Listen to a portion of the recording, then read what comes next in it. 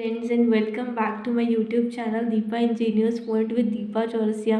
तो चलिए आज मैं फिर से M3 को लेकर आई हूँ इंजीनियरिंग मैथमेटिक्स के साथ। आज मेरा टॉपिक रहेगा क्राउड्स मेथड का।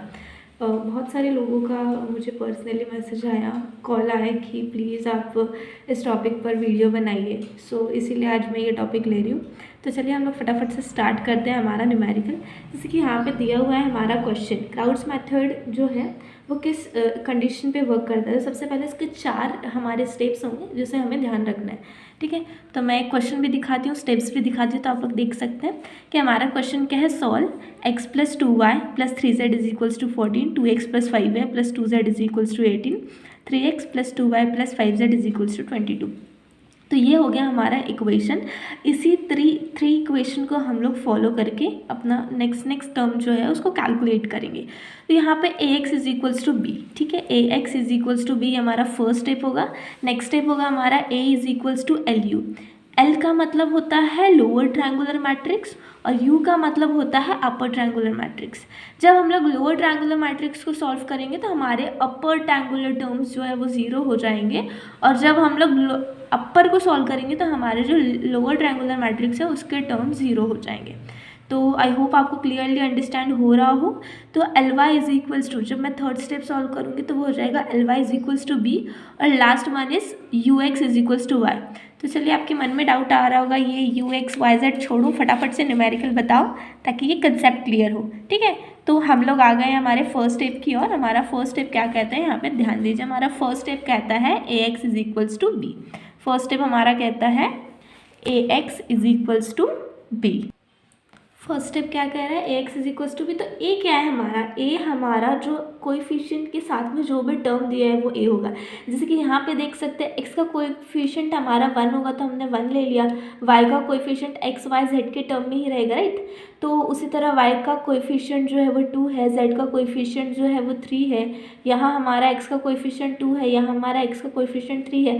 तो ये जो हमारे टर्म्स रहेंगे, यहाँ के जो टर्म्स रहेंगे x y z के जो कोएफिशिएंट के साथ में जो भी कांस्टेंट टर्म रहेगा वो हमारा रहेगा डिटर्मिनेंट्स ऑफ a।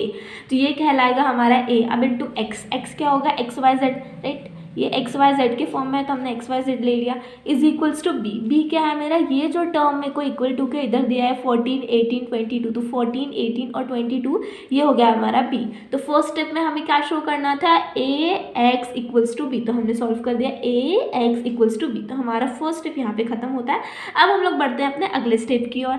अगले स्टेप पे जाने के लिए हमको क्या चाहिए, अब हमें लगेगा L और U, यानी कि lower triangular matrix and upper triangular matrix. तो हमारा अकॉर्डिंग टू, जैसे मैंने इसके पहले बताया, तो अकॉर्डिंग टू रूल अगर मैं लोअर के लिए सॉल्व करती हूँ तो मेरे ऊपर के जो ट्रायंगल होंगे ये अपर ट्रायंगल जो है वो 0 हो जाएगा। तो मैंने यहाँ पे मेंशन कर दिया 0 0 एंड अगेन 0।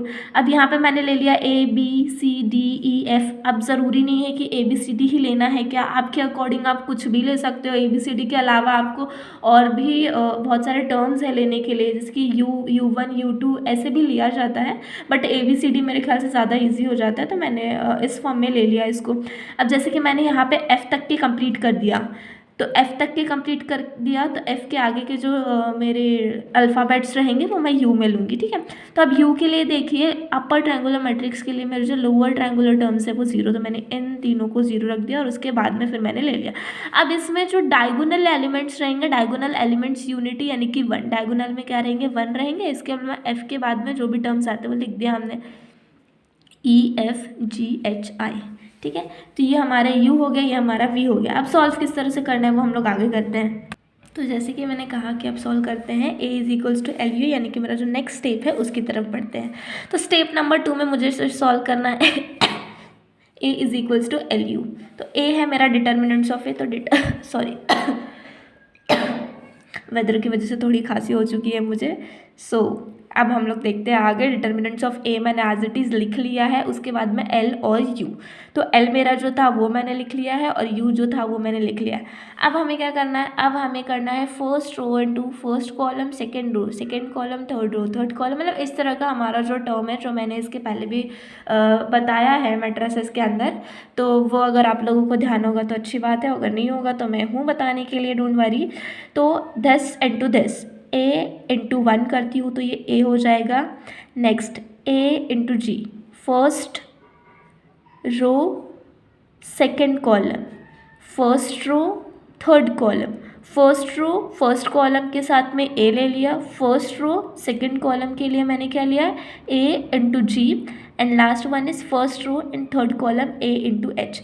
क्योंकि ये दोनों 0 0 है तो उसको लिखना वैसे भी नहीं है। अब हम लोग बी देखते हैं, first row second row first column, second row first column के साथ मैंने किया तो मेरा बी होगा, बिकॉज बी इंटू 1 बी हो जाएगा।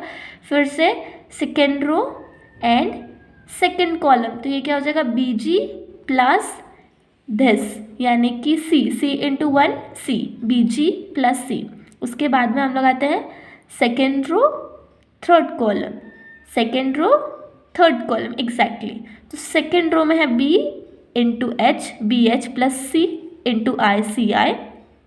ठीक है, अब हम लोग नेक्स्ट की तरफ बढ़ते हैं, third row first column, third row second column, third row third column. तो इस तरह से third row first column that means D into 1 D, D into G D G plus जो है मेरा ये, फिर उसके बाद में हमारा आएगा D into H D H plus this into this, this into this, तो E and I plus F into 1 F. तो ये मेरा कंप्लीट हो चुका है एल इंटू यू, तो A is equals to L U जो है वो कंप्लीट हो चुका है। अब मुझे बेसिकली क्या करना है, ए बी सी डी मतलब जितने भी टर्म्स हमारे इसमें आए हैं उन सब की वैल्यू धीरे धीरे फाइंड करनी है। तो चलिए मैं आपको आगे बताती हूँ। ये जो टर्म्स है ना काफ़ी इजी है, पर कैसा है कि कन्फ्यूजन होने की वजह से ना कई बार न्यूमेरिकल्स जो है वो रॉन्ग होने के चांसेस होते हैं। तो बस हमें हमारे कंसेप्ट को 100% क्लियर करके चलना है। तो अब जहाँ तक कि आप देख सकते हैं कि ये ए रहा मेरा, राइट। तो ए इक्वल्स टू क्या है, इधर 1 है, तो ए इज इक्वल्स टू मैंने 1 ले लिया। अब मुझे क्या फाइंड करना है, ए इंटू जी फाइंड करना है। तो ए की जगह तो 1 रहेगा, तो जी मेरा 2 हो जाएगा। क्यों, क्योंकि यहाँ देखिए यहाँ नेक्स्ट इसमें क्या है अपना 2 है, तो A G is equals to 2, 1 into G is equals to 2, यानी कि जी इज इक्वल्स टू 2। मुझे नहीं लगता और ज़्यादा इसको समझाने की ज़रूरत है, क्योंकि वो इजीली देखने से भी समझ में आ ही जाएगा आपको। तो अब नेक्स्ट क्या है, ए इंटू एच, राइट। ए इंटू एच के लिए मुझे क्या फाइंड करना है, एच। ए मेरा 1 है और यहाँ पे देख सकते हैं एच के लिए यहाँ पे हमारा है 3, तो एच की वैल्यू जो हमारी 3 निकल गई। अब बी निकालना है मुझे, तो बी निकालने में तो कोई डाउट ही नहीं होना चाहिए, क्योंकि ये बी है और ये 2 है, तो बी इक्वल्स टू 2, क्योंकि इधर तो वैसे भी कुछ नहीं है, तो बी इक्वल्स टू 2 हो गया। अभी हम लोग देखेंगे बी जी प्लस सी, तो B G plus C is equals to 5 बोला इन्होंने। कैसे B G plus C is equals to 5, अभी इधर देखिए B G plus C equals to, यहाँ पे क्या है ये वाला, हम ये वाला सॉल्व कर रहे हैं तो हम लोग ये वाला देखेंगे। तो इक्वल्स टू मेरा क्या हो जाएगा 5, right. B G plus C is equals to 5, B है मेरा 2 और जी भी मेरा निकला था 2, तो 2 इंटू 2 हो गया मेरा 4, 5 में से 4 गया 1, तो सी इज इक्वल्स टू 1। अभी नेक्स्ट टर्म के लिए जब मैं आऊँगी तो मेरे को दिख रहा है यहाँ पे डी, डी क्या है मेरा, डी तो भाई इजीली दिख रहा है, यहाँ पे मेरा 3 है, तो डी इक्वल्स टू मैं 3 ले लूँगी।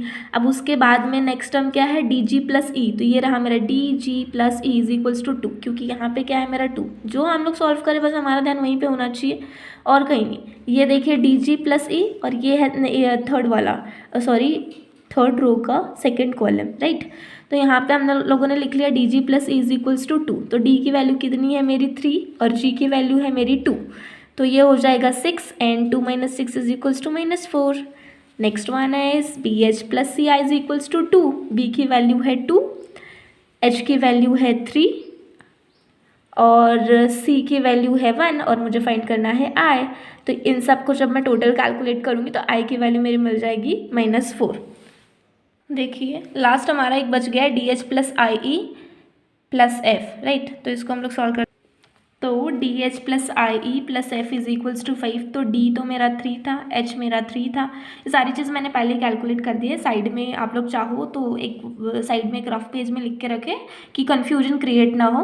वैसे तो आप लोग वीडियो स्टॉप करके देखेंगे तो आपको समझ में आ ही जाएगा कि आई की वैल्यू मेरी -4 थी, ई की वैल्यू -4 थी, प्लस एफ की वैल्यू सॉरी एफ मुझे फाइंड करना है, F is equals to 5, because last time अगर आप देखोगे तो वो 5 ही था। लेट मी शो, सभी की वैल्यू एक बार आप लोग देख लीजिए। और ये जो मैंने लास्ट टर्म जैसे बोला था थर्ड रो थर्ड कॉलम, मतलब ये जो टर्म है मेरा वो 5 है, तो इसीलिए इस टर्म के इक्वल टू में मैंने 5 लिखा और जो भी वैल्यूज़ मेरे पास मैंने फाइंड आउट की थी उसको मैंने पुट किया और फिर उसके बाद मैंने इसके अकॉर्डिंग सक्सेसफुली मेरा एफ निकल चुका है -20। प्रोसेस देखने के बाद में आपको समझ में आ ही जाएगा। तो अब हम लोग क्या करेंगे, अब हम लोग सिंपली हमारा जो एल और यू का फॉर्म था उसमें उसकी वैल्यूज़ को पुट करेंगे। मैं आपको शो करती हूँ। साइड में ही मैंने रफ वर्क पूरी तरह से शो कर दिया है सो दैट की बेटर अंडरस्टैंडिंग हो आप लोगों की। तो मैंने इसके पहले जितनी भी वैल्यूज़ निकाली थी तो पीछे के पेज पे था, तो बार बार टर्न करने की ज़रूरत ना पड़े, इसलिए मैंने एक ही साथ पूरा ABCD जितनी भी मेरी वैल्यूज़ है वो सारी वैल्यूज़ को मैंने यहाँ पे शो कर दी है। एल हमारा क्या निकाला था हमने, यू हमारा क्या था, वो सब मैंने एज इट इज़ मेंशन कर दिया। अब हम लोग न्यूमेरिकल की तरफ बढ़ते हैं, जैसे कि एल इक्वल्स टू क्या है मेरा A0 0, राइट। तो ए की वैल्यू 1 है, तो इसी वजह से यहाँ पे जो आया है 1 है, ठीक है। तो 1 0 0 हो गया। फिर उसके बाद में अगेन हम लोग इसके नीचे आते हैं, तो हमारे यहाँ पे आप लोग देख सकते हैं B C इन 0। तो B की वैल्यू मेरी 2 है, C की वैल्यू मेरी 1 है, तो 2 1 इन 0।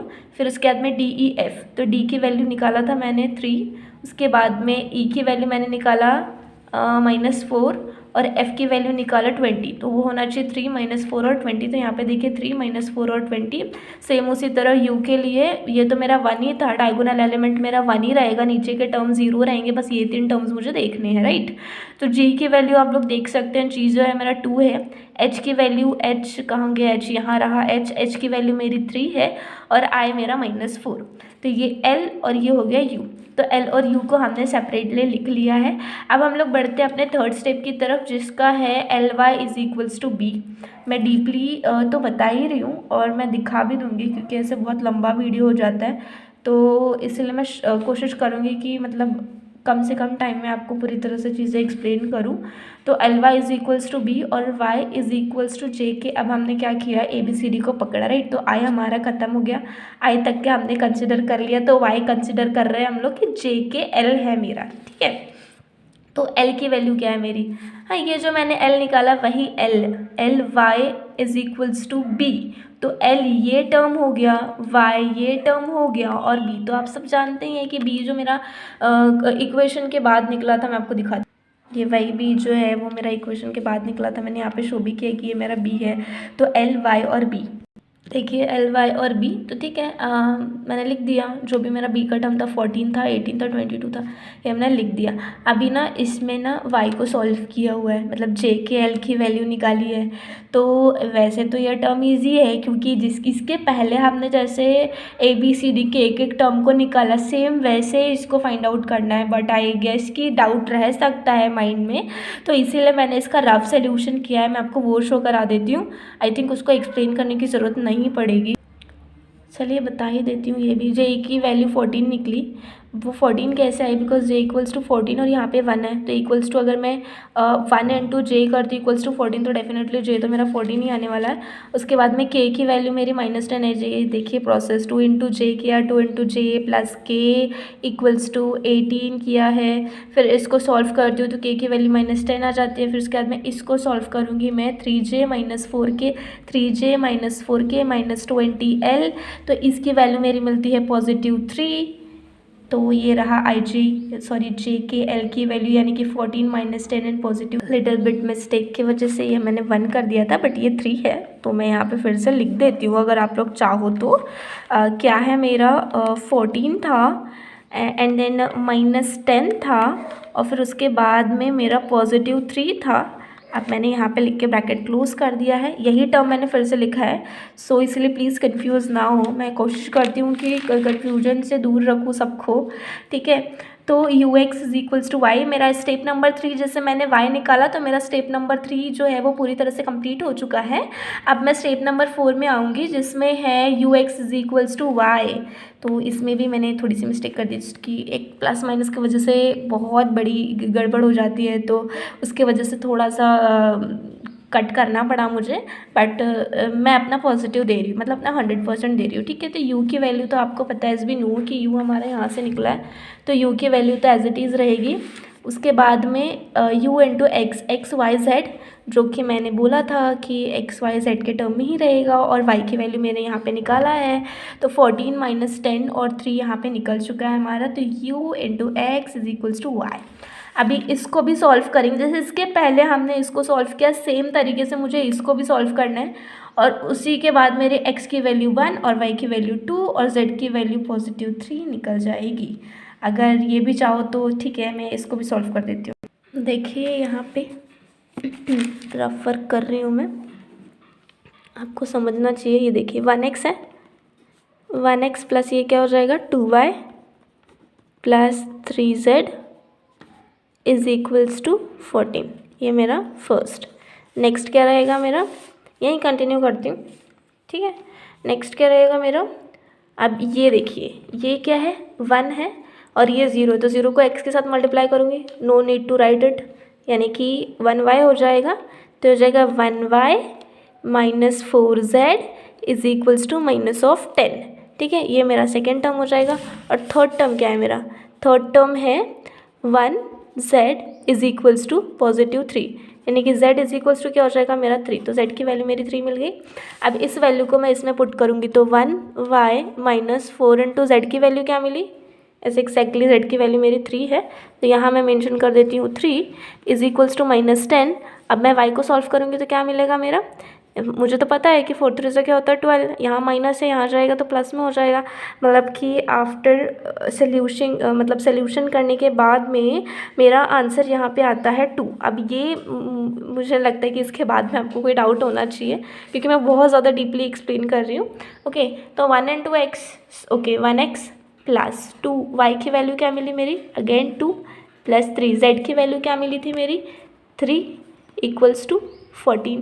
अब जब मैं इस टर्म को टोटली सॉल्व कर लेती हूँ तब मेरा y जो है y इक्वल्स टू 3 मिल जाएगा। अगर इसको सॉल्व करने में मैनुअली आपको फिर भी प्रॉब्लम हो रही है तो यू शुड यूज़ कैलसी। और thank you so much, I hope आपको मेरा वीडियो जो है वो क्लियरली अंडरस्टैंड हो रहा होगा।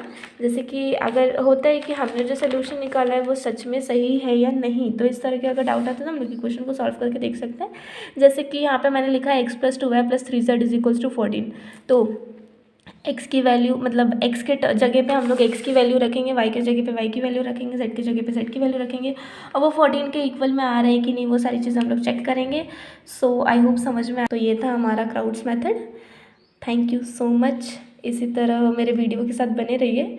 और अगर किसी भी तरह कोई भी न्यूमेरिकल में डाउट आता है तो आप लोग कमेंट सेक्शन में कमेंट कर सकते हैं, मैं सारे कन्फ्यूजन को दूर करने में आपकी कोशिश करूँगी। और मैंने बहुत दिनों के बाद जो इंजीनियरिंग मैथमेटिक्स है उस पर वीडियो डाला है, कुछ प्रॉब्लम्स की वजह से मैं वीडियोस भी अपलोड नहीं कर पा रही थी, बट अब फ़िलहाल मेरे पास टाइम है, मैं करूँगी। आपको जो भी डाउट है जिस भी तरह का इंजीनियरिंग मैथमेटिक्स में, तो आप लोग प्लीज़ मेरे कमेंट सेक्शन में कमेंट कीजिए कि बताइए, ताकि मैं आप लोगों की प्रॉब्लम्स जो है वो सॉल्व कर सकूँ। And thank you so much, मेरे वीडियो को लाइक शेयर एंड सब्सक्राइब करना ना भूलें। Bye bye.